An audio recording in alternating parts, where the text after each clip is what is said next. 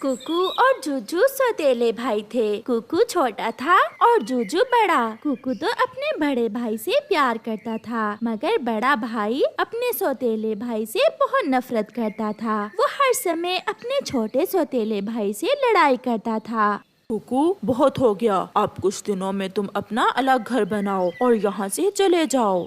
भाई, आप ऐसा ना करें। माँ ने कहा था कि हम दोनों हमेशा साथ रहेंगे। तुम मेरे सौतेले भाई हो, सगे नहीं हो, और ये घर मेरे पिता का था, तुम्हारी मम्मा का नहीं, जो हम यहाँ एक साथ रहेंगे। फिर जूजू घर से बाहर चला जाता है और कुकू भी भोजन की खोज में जंगल की तरफ निकल जाता है। कुकू उड़ता हुआ जा रहा था कि एक सूखा हुआ पेड़ कुकू को आवाज देता है। छोटे चिड़िया के बच्चे, मेरे पास आओ, मैं बहुत मुश्किल में हूँ, मेरी मदद करो। चिड़िया का बच्चा कुकू ये सुनकर उस पेड़ के पास आता है।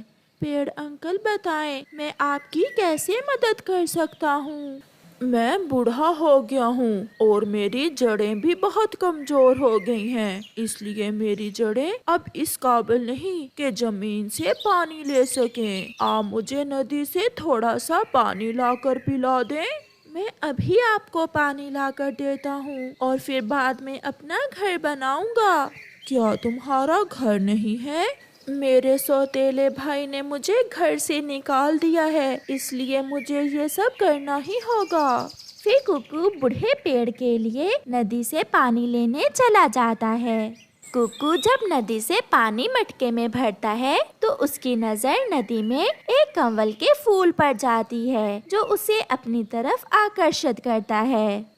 ये कैसा फूल है? इसका रंग भी सुनहरी है। मैंने ऐसा फूल पहले कभी नहीं देखा। कुकू वो फूल उठा लेता है और उसे अपने साथ ले जाता है। पेड़ के पास जाकर कुकू पेड़ को पानी देता है। मैं फिर से जी उठा। छोटे बच्चे, आपका बहुत बहुत धन्यवाद। सुनो, वो फूल साधारण फूल नहीं है, उसे सुनार के पास लेकर जाओ, वो फूल तुम्हारी जिंदगी बदल देगा। पेड़ अंकल, मैं आपकी बात समझा नहीं हूँ। सुनार के पास जाओगे तो सब समझ जाओगे। फिर कुकू वो सुनहरी रंग का फूल लेकर सुनार के पास जाता है। ये फूल तुम्हें कहाँ से मिला है? ये बहुत कीमती फूल है, इसके बीज सोने के हैं। ये फूल मुझे ऊपर वाले ने दिया है, क्योंकि मेरे पास घर नहीं था। अब मैं अपना नया घर बना सकूंगा। फिर कुकू वो फूल बेचकर आने वाले पैसों में से कुछ पैसों का अपने लिए नया घर बना लेता है। जब शाम को कुकू घर वापस नहीं आता तो जूजू समझ जाता है कि उसका छोटा सौतेला भाई कहीं दूर चला गया है। अच्छा ही हुआ जो मेरी जान छूट गई सौतेले भाई से। अब मैं शादी करूंगा और खुशी से अपना जीवन गुजारूंगा। जूजू ऐसे सोच ही रहा था कि कुकू वहाँ आ जाता है। भाई, ये ले, मैं आपके लिए मिठाई लाया हूँ। ये मिठाई किस खुशी में है? मैंने अपना नया घर बना लिया है। भाई, आप बहुत तंग थे ना मुझसे, इसलिए ऊपर वाले ने मेरी मदद की और मैंने अपना घर बना लिया। मगर तुमने पैसे कहाँ से लिए? फिर कुकू अपने भाई को सारी बात बताता है। और उस चमत्कारी पेड़ की वजह से मुझे वो सुनहरी फूल मिल गया। अगर तुम सोच रहे हो कि तुम मुझसे ज्यादा अमीर बन गए हो, तो मैं ऐसा नहीं होने दूंगा। कुकू अपने भाई को मिठाई देकर वहाँ से चला जाता है। वो चमत्कारी पेड़ मुझे भी सुनहरी फूल देगा। मैं अपने सौतेले भाई से बड़ा पक्षी बनूंगा। जूजू ऐसे सोचते हुए सो जाता है। सुबह हो जाती है और जूजू मुंह अंधेरे ही उठकर घने जंगल की तरफ जाता है, मगर उसे वहाँ कोई भी सूखा हुआ पेड़ नजर नहीं आता। यहाँ तो कोई सूखा पेड़ नहीं है। शायद सौतेले भाई ने मुझसे झूठ बोला है। हाँ, मगर नदी तो है। मैं नदी पर जाता हूँ। फिर जूजू नदी पर चला जाता है। नदी के बीचों बीच जूजू को एक सुनहरी फूल दिखाई देता है। खुल गया, खुल गया, मेरी किस्मत का ताला खुल गया। मुझे ये सुनहरी फूल लेने से कोई भी नहीं रोक सकता। जूजू कुछ सोचे बिना नदी में कूद जाता है, मगर वो फूल कांटों में बदल जाता है और जैसे ही जूजू उस फूल को छूता है, कुछ कांटे जूजू के शरीर में घुस जाते हैं। बहुत मुश्किल से जूजू नदी से बाहर निकलता है, मगर वो बाहर निकलते ही गिर जाता है और बेहोश हो जाता है। जूजू को ऐसे गिरा हुआ देखकर तोता भागा भागा जूजू के सौतेले भाई कुकू के पास जाता है। कुकू, तुम्हारा बड़ा भाई घने जंगल में नदी के पास गिरा पड़ा है। क्या ये क्या कह रहे हैं आप मिट्ठू अंकल? कुकू वहाँ से भागता है और जल्दी से अपने भाई के पास आता है। जूजू के शरीर में कांटे चुभे हुए थे। कुकू अपनी चोंच से वो कांटे बाहर निकालता है। वो समझ जाता है कि उसके भाई को जरूर कोई सजा मिली है। कुकू अपने भाई को उठाकर उसी पेड़ के पास ले जाता है। इसे यहाँ से ले जाओ, ये तुम्हारा सौतेला भाई जरूर है, मगर ये बहुत लालची है, ये बुरा है और बुरे पक्षी मुझे पसंद नहीं हैं। मैं विनती करता हूँ पेड़ जी, चाहे तो आप मुझसे सब वापस ले लें, वो फूल भी और मेरा घर भी, मगर मेरे भाई को बचा लें। अगर मेरे भाई को कुछ हुआ तो मैं भी मर जाऊँगा। एक भाई का दूसरे भाई के लिए प्यार देखकर पेड़ को दया आती है और वो कहता है, तो फिर मेरा एक पत्ता तोड़कर इसके मुंह में डाल दो, इससे कांटों का जहर खत्म हो जाएगा और तुम्हारा भाई ठीक हो जाएगा। समय जाया किए बिना कुकू ऐसा ही करता है। वो एक पत्ता तोड़कर अपने भाई के मुंह में डाल देता है। थोड़ी ही देर बाद जूजू अपनी आंखें खोल देता है। कांटे, मेरे शरीर में जहरीले कांटे हैं। कुकू, मुझे बचा लो, मैं मर जाऊंगा। भाई, आप शांत हो जाएं, आप ठीक हैं और वो कांटे मैंने निकाल दिए हैं। अगर फिर ऐसे लालच करोगे तो तुम्हें फिर सजा मिलेगी। तुम्हारा भाई सौतेला जरूर है, मगर इसका प्यार सौतेला नहीं है। फिर जूजू कुकू को गले लगा लेता है और हमेशा अपने भाई से मिलजुल कर रहता है और वो दोनों खुशी खुशी घर वापस चले जाते हैं। रानो चिड़िया की शादी कुछ ही दिन पहले हुई थी। उसका पति और कालू कौवा काम करने विदेश चले गए थे। अब घर में थी रानो चिड़िया की सास और वो। पहल तो रानो चिड़िया की सास उसका बहुत प्यार करती थी, मगर अब उसकी सास रानो चिड़िया से खिंची खिंची रहने लगी थी। उसका कारण थी गौरी कौवी, क्योंकि गौरी कौवी हर समय रानो चिड़िया की सास के कान जो भरती रहती थी। कमली, मैंने अभी अभी देखा तुम्हारी बहू बेरी के पेड़ पर बैठी मीठा फल खा रही थी। क्या तुम्हारे लिए नहीं लेकर गई वो मीठा फल? नहीं, मेरे लिए तो वो केवल चंद दाने चनों के ही लेकर गई थी। कमली, छोटा मुंह और बड़ी बात बन जाती है। मुझे तो ऐसा लगता है तुम्हारी बहू किसी भूखे परिवार से है। मैंने तो कभी किसी बहू बेटी को ऐसे रास्ते में बैठकर नहीं खाते देखा। मैं अभी जाकर पूछती हूँ। थोड़ा सा गुस्सा दिखाकर पूछना, फिर मानेगी वो। मैं अभी जाती हूँ। फिर कमली चिड़िया अपने घर चली जाती है। बहू, कहाँ हो? मेरे पास आओ। जी माँ जी, क्या बात है? मैं रसोई में थी। क्या आज तुमने मीठा फल भी खाया है? हाँ माँ, मैं झूठ नहीं बोलूँगी। मुझे एक मीठा फल मिला था रास्ते में। भूख बहुत सता रही थी, इसलिए मैंने वो फल खा लिया। तो रहने देती, मेरे लिए सूखे चने लाने की क्या जरूरत थी? खुद फल खाती हो और मुझे दाने। आ लेने दो मेरे बेटे को, मैं सब बताऊंगी। सासू माँ, आपको किसने बताया कि मैंने मीठा फल खाया है? गौरी भी उनके घर आ जाती है। मैंने बताया। और किसने बताया? मैंने खुद अपनी इन आँखों से देखा है तुम्हें मीठा फल खाते हुए। तो मैं कौन सा मुकर रही हूँ और तुम कौन होती हो हमारे घर के मामलात में दखल देने वाली? बहू, अपनी जबान बंद रखो। ये मेरी पड़ोसन है और खबरदार अगर फिर मेरी पड़ोसन से ऐसे बात की। माँ जी, मुझे तो ये कोई शैतान कव्वी लगती है जो दूसरों के घर में फसाद डालती है। कमली, छोटा मुंह और बड़ी बात बन जाती है। मुझे तो तुम्हारी बहू बहुत होशियार लगती है। मेरी मानो तो इसे आज ही अलहदा कर दो, वरना ये मीठे फल के साथ साथ तुम्हें भी खा जाएगी। छोटा मुंह और बड़ी बात नहीं, काला मुंह और काली बात, ऐसे कहो तुम। यहाँ से भाग जाओ, मैं जानू और मेरी सास। मैं अभी अपने पति को चिट्ठी लिखती हूँ कि तुम्हारा कुछ करे। फिर गौरी कव्वी बड़बड़ाती हुई वहाँ से चली जाती है। अब तो छोटी चिड़िया दुश्मनी ले ली तुमने गौरी से।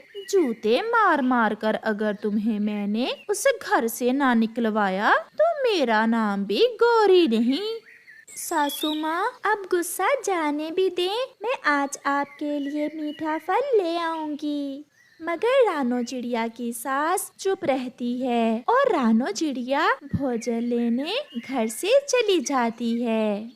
गौरी कव्वी भी पूरा प्लान बनाकर रास्ते में बैठी हुई थी। वो रानो चिड़िया को रोक लेती है। सॉरी, अगर तुम्हें मेरी कोई बात बुरी लगी है तो मैं सॉरी करती हूँ तुमसे। मकार गौरी कव्वी उस चिड़िया से ऐसे कहती है, अगर आपको अपनी गलती का एहसास हो गया है तो कोई बात नहीं, आज से तुम मेरी सहेली हो। अच्छा, मैंने तुमसे कहना था कि कबूतर कल से बीमार है, जाओ और उसे देखाओ। अगर मर गया तो कहेगा कि तुम उसे देखने ही नहीं आई। अच्छा, मुझे तो नहीं पता था। मैं अभी कबूतर भैया को देख कर आती हूँ। फिर रानो चिड़िया कबूतर की तरफ चली जाती है। छोटी चिड़िया, अब देखती जाओ मैं कैसे तुम्हें रुलाती हूँ। फिर गौरी कव्वी भी चिड़िया के पीछे पीछे जाती है और छुपकर चिड़िया और कबूतर की तस्वीर बना लेती है। मैं अब ठीक हूँ। मेरे पंख में थोड़ा सा दर्द था, अब ठीक है। मुझे तो गौरी कव्वी ने बताया था। आप उस दुष्ट कव्वी से थोड़ा दूर ही रहना, वो मिलने मिलाने वाली नहीं है। अब मैं जल्दी से जाकर ये तस्वीरें इस चिड़िया की सास को दिखाती हूँ। ये तो मेरी बहू है, ये कबूतर के घर में क्या कर रही है? छोटा मुंह और बड़ी बात है। कमली, तुम्हारी बहू तो हर रोज कबूतर से मिलने जाती है। उसका किरदार ठीक नहीं है। जवान बहू को क्या जरूरत है किसी के घर जाने की, और उसका तो पति भी विदेश में है। मैं आज ही अपने बेटे को चिट्ठी लिखती हूँ और भेजती हूँ ये तस्वीरें भी। अब लगाना तीर ठीक निशाने पर। क्या कहा गौरी? कुछ नहीं, मेरा नाम ना लेना अब उस बदजबान के सामने, फिर मुझसे लड़ाई शुरू कर देगी। ऐसा कहते हुए गौरी कव्वी वहाँ से चली जाती है। मुझे आपसे मिलकर बहुत अच्छा लगा कबूतर भैया, आप भी किसी दिन हमारे घर आना, मैं आपको चाय के साथ समोसे खिलाऊंगी। हाँ चिड़िया बहन, मैं जरूर आऊँगा। फिर चिड़िया वहाँ से चली जाती है। शाम को जब रानो चिड़िया घर लौटती है तो उसकी सास बेसब्री से उसका इंतजार कर रही थी। कहाँ गई थी तुम आज? सासू माँ, अभी तक गुस्से में हैं आप तो। मैं आपके लिए मीठा फल लेने थोड़ी दूर चली गई थी। मीठा फल लेने या कबूतर यार से मिलने? ये सुनकर कमली की बहू रानो चिड़िया के तो पाँव तले से जमीन निकल जाती है। माँ जी, मार लें, बुरा भला कह लें, परंतु मेरे चरित्र पर शक न करें। मैं इज्जत वाली माँ की बेटी हूँ। ये फैसला तो मेरा बेटा आकर करेगा। मेरे पास सबूत है, इतनी भी सीधी ना समझो मुझे।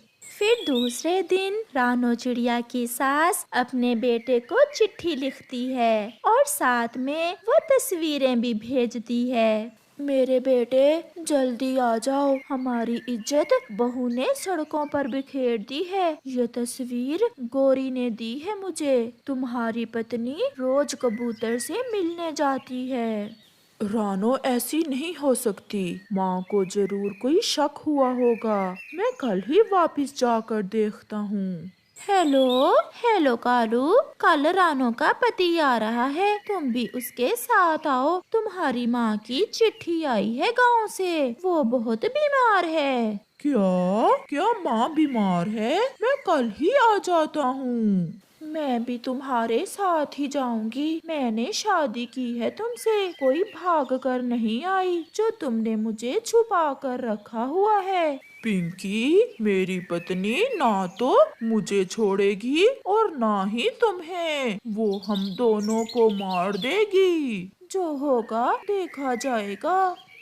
कबूतर भैया, माँ ने मुझ पर शक किया और मुझे पूरा विश्वास है ये सब उस गोरी की बच्ची की वजह से हुआ है। उसी ने माँ को कोई उल्टी सीधी बातें सिखाई होंगी। सच सच ही होता है। आपके पति मेरे अच्छे दोस्त हैं। चिड़िया बहन, आप चिंता ना करें। जब वो आएंगे तो सबके सामने सच आ जाएगा। एक दिन गुजर जाता है और कालू कौवा और रानो चिड़िया का पति हवाई जहाज में बैठते हैं। मगर कालू के साथ पिंकी भी थी, क्योंकि कालू ने गोरी से चोरी चोरी विदेश में दूसरी शादी कर ली थी। अब तो आ जाना चाहिए था कालू जी को। कहाँ रह गया? अभी तक आया नहीं। गोरी घर के सामने बैठकर ऐसे सोच रही थी जब ऑटो आकर रुकता है और उसमें से कालू और पिंकी उतरते हैं। कालू, ये कौन है? मैं ही बता देती हूँ, मैं पिंकी हूँ। ज्यादा लड़ने की कोशिश न करना, मैं भी बहुत लड़ाई वाली हूँ। मैं पत्नी हूँ कालू जी की और तुम्हारी सौतन हूँ। कालू, ये क्या किया तुमने? तुमने दूसरी शादी कर ली और मुझे बताया ही नहीं। गोरी रोते हुए ऐसा कहती है। अगर बताता तो तुमने कौन सा मुझे दूसरी शादी करने देनी थी? गोरी कर भी क्या सकती थी सवाए रोने के। बहुत बुरा किया कालू तुमने। दूसरी शादी करके बहुत बुरा किया। शायद मुझे ये मेरे ही करतूतों की सजा मिली है। गोरी रोते हुए चिड़िया के घर सच बताने जाती है। माँ जी, सब ठीक है, मगर ऐसा भी तो हो सकता है कि ये आपका वहम हो। मुझे आपकी कसम, मैं ऐसी नहीं हूँ। बात चल ही रही थी कि गोरी कौवी वहाँ आकर सब सच बता देती है। चिड़िया, मुझे पहले ही सजा मिल चुकी है, मुझे माफ कर दो। मेरे पति ने दूसरी शादी कर ली है। अगर ऐसे दूसरों की जिंदगी बर्बाद करोगी तो तुम्हारे साथ ऐसा तो होगा ही। फिर रानो चिड़िया की सास की आंखें खुल जाती हैं और वो अपनी बहू के साथ प्यार से रहती है और गोरी कौवी रोती रहती है।